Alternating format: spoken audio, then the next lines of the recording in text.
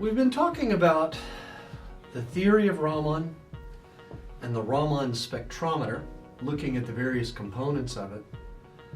But one critical component of all of this is obviously the sample. Let's talk a little bit about what makes for a good Raman sample and what makes for a bad Raman sample, or a difficult Raman sample, we'll put it that way. When you're looking at the sample, we can do solids, liquids, or gases. You'll find that gases in Raman are somewhat more rare. I think I mentioned at one point in one of the earlier videos that I actually did argon gas as a PhD thesis. It was part of my PhD thesis. So gas phase Raman is possible. It's just a lot less common, and that has to do with the efficiency of Raman being so much lower, and the fact that infrared, quite frankly, infrared really does gas as well. It really does a lot of the gas analysis well. So unless there's a particular reason why the Raman is less used there, I won't say it's not used there, just less used there.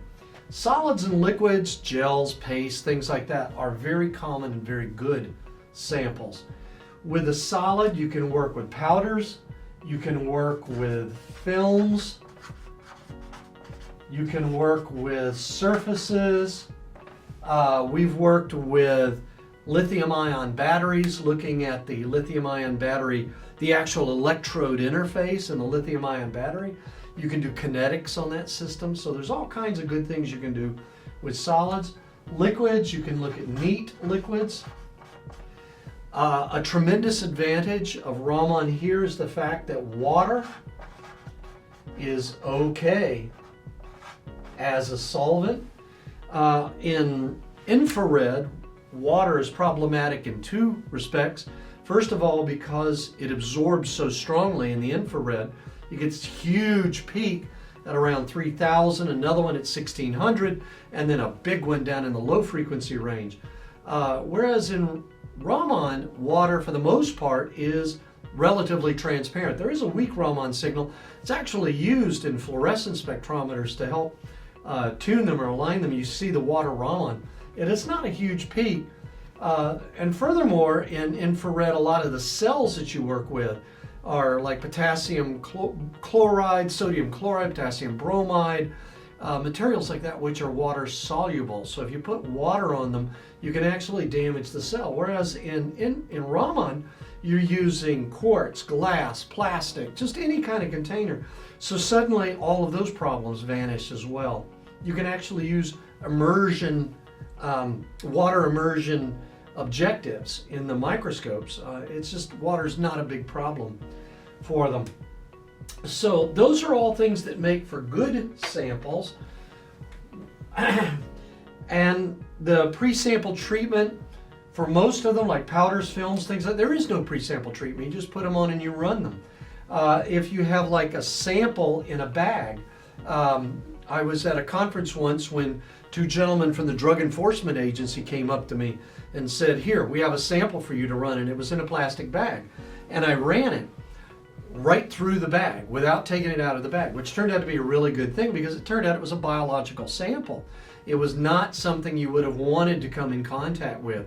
I thought maybe it was a drug or something. We could have just taken it out and run it. Leaving it in the bag was quite a bit of safety, and also maintained the trail of evidence for it. With Raman, you can sample through the containers. You can also depth profile. We haven't talked about that. There's some of the videos that are associated with the later part of this website. We'll show you some videos about depth profiling, how you can actually dive down into a sample and see layers or see down into it depending upon the transparency of the sample. Which, that word, transparency of the sample, brings us to what are the problem samples. Problem may not be the right word. Let's call it more of a difficult samples. These are samples where, because of various and sundry things, they can be very difficult to run. And probably the number one are samples that have strong color. Why is that? Think about it. You have a sample that's strongly colored, you shine a laser on it, what's the most likely thing to happen? The sample catches on fire and it's gone. I was running, again, for the Drug Enforcement Agency, I had a tablet and I was running it. And as we scanned over the tablet, it was all going beautifully. It was a white tablet, everything going beautifully. And then we hit the ink. The ink that was in there, the printing on the tablet, and the tablet just incinerated at that point, or caught on fire at that point because of the strong absorption by that ink of the laser. So this is a critical concern. You got to be careful, especially if you're looking at trace evidence where you just have a teeny little fleck of sample. And if you shine a laser on that teeny little fleck of sample, you better be very careful, because if there's any absorption at all, that sample's gone in a hurry.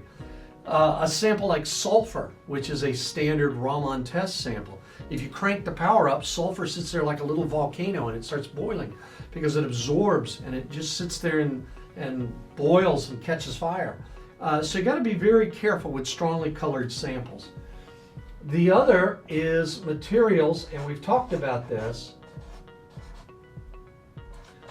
are materials that fluoresce. Any material that fluoresces is going to be a problem unless you're taking the correct precautions to get around it.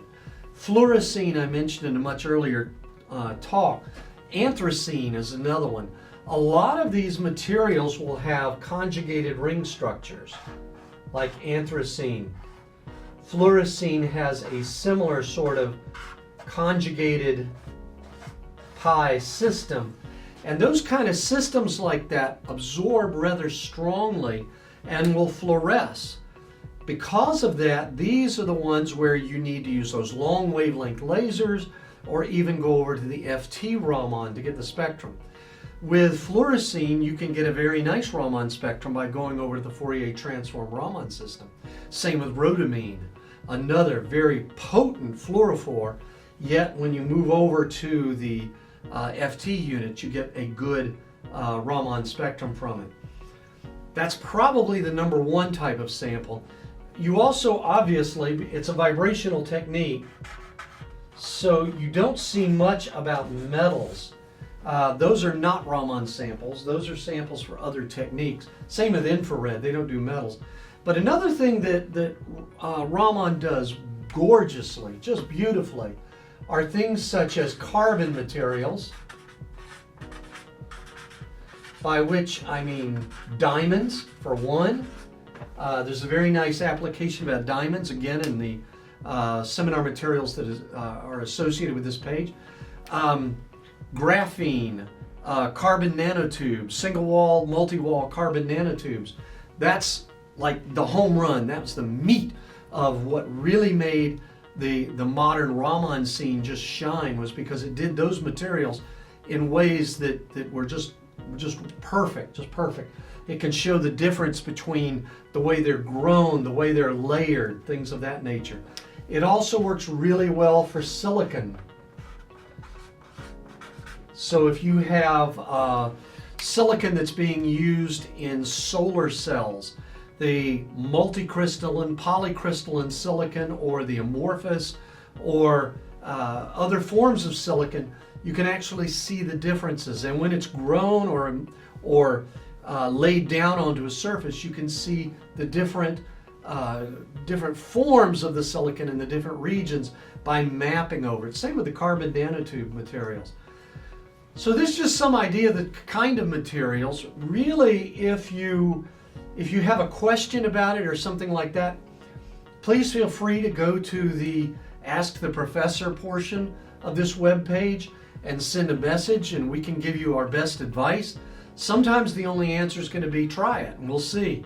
Just make sure you've got some extra sample if it has color.